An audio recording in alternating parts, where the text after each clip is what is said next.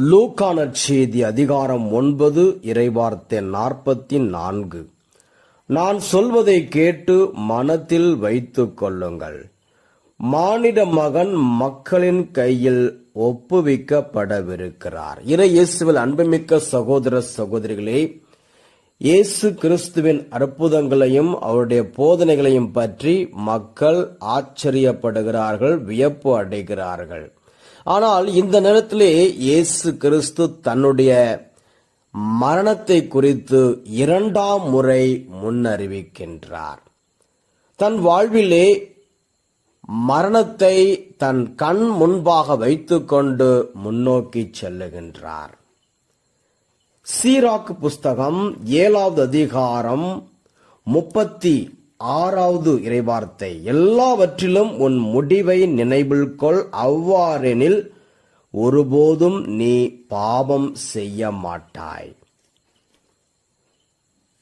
திருப்பாடல்கள் 39:4-5. ஆண்டவரே, என் முடிவு பற்றியும் என் வாழ்நாளின் அளவு பற்றியும் எனக்கு அறிவுறுத்தும். அப்போது நான் எத்துணை நிலையற்றவன் என உணர்ந்து கொள்வேன். என் வாழ்நாளை சில விரற்கடை அளவாக்கினீர். என் ஆயுள் காலம் உமது பார்வையில் ஒன்றுமில்லை. உண்மையில் மானிடர் அனைவரும் தம் உச்ச நிலையிலும் நீர் குமிழி போன்றவரே. ஆக நம்முடைய வாழ்நாள் மிகவும் குறுகியது என்பதை நாம் புரிந்து கொள்ள வேண்டும். திருப்பாடல்கள் 90:12. எங்கள் வாழ்நாள்களை கணிக்க எங்களுக்கு கற்பியும், அப்பொழுது ஞானம் மிகு உள்ளத்தை பெற்றிடுவோம். யாக்கோபு 4:14.